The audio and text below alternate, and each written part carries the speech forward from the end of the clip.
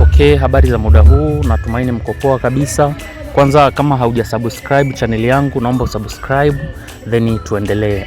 Hii hapa ni platform ambayo inaenda kuanza Jumamosi, na ni platform ambayo ni fursa nzuri kwa vijana. Ni fursa ambayo inaweza ikawa inakutengenezea hadi shilingi 50,000 kila siku. Ni mtaji wako wa shilingi 14,500 na smartphone yako na bando lako. Hii platform inaitwa Kozena.